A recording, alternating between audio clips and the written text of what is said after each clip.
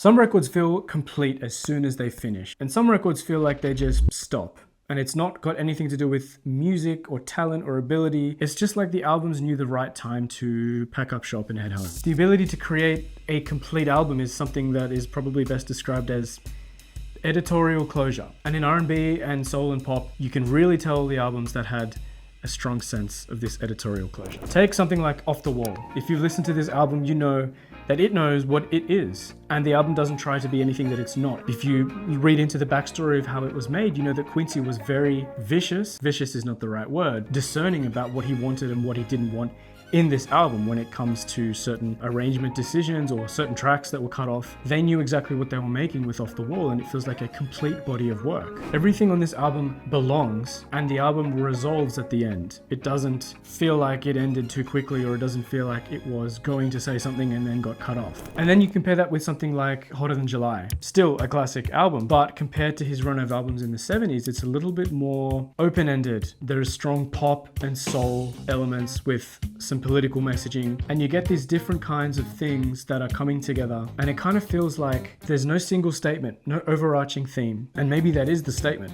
But regardless, the album as a complete thing doesn't feel as resolved as, say, Off the Wall does. The pressure that Stevie felt from himself or from the higher ups to give this album closure is very different to the closure that Michael and Quincy were trying to give Off the Wall, if that makes sense. Another great example is Rick James's Street Songs. The first half is this super tight, just hit after hit after hit of tightly packed singles, but the second half of the album really loosens up, and it kind of just keeps going on, not because there's more for him to say, but because why not? Let's just keep going, where it's almost like a jam session. Not a weak album at all, but just the sense of completeness isn't really there. And then you've got Marvin Gaye's Midnight Love and Sexual Healing, which is, you know, self-contained, is poetry. It's a beautiful track. But you can tell that the songs around this aren't quite made to the same level. And none of these are bad musical ideas. Some of them are just more developed than others. And when you put them together on an album and you look at them side by side, you realize these are not the same. Again, not a bad album, just doesn't feel resolved. Prince is another really good example of this, because he had these crazy ideas, crazy good ideas,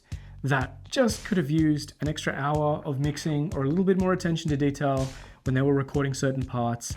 And he developed this sense of restraint later on in his career with some of the albums that didn't chart so well, but structurally and holistically were much better. And it's very clear to see some people just don't have that pressure to create something that is resolved. And when you work at the rate that Prince worked at, you see why. It's just, you can't have that resolution and have that level of output. And then you can look at Quincy's The Dude, which obviously followed the same principle as Michael's Off the Wall, because it's the same guy. It's got R&B and jazz and funk and pop, and everything is just working so well together. And maybe because it's not an artist album, but it's a producer artist album, it doesn't resolve like Off the Wall does. It doesn't feel like what was needed to be said was said, but it's more like a collection of good ideas. Sonically it's finished, but it's obviously not resolved because there's no central voice. It's different vocalists on every track, and it's a playlist. A brilliant one though. And that sense, that feeling that an album is finished, it doesn't mean that they're more expensive or that they're louder or that they're better mixed. I can only imagine that in the control room, when these engineers and artists were talking with each other about what parts to keep or to cull, a lot of tough conversations needed to be had. You know, some artists would have brought 20, 30, 40 tracks to the team and said, in this collection of 50 tracks, there is an album. There is a killer 8 or 9 or 10 track album, but we need to cut it down, and we need to pick the best, most cohesive set of tracks, and we need to look at those tracks, and we need to make sure that all of the elements are correct and that they feed into each other, and that start to finish, this thing resolves. And that's why Off the Wall is such a classic. You don't hear elements of Thriller seeping into the end of Off the Wall. Off the Wall is a self-contained statement about the R&B disco era coming to a close in the late 70s and the early 80s. Sonically, musically, lyrically, it was complete.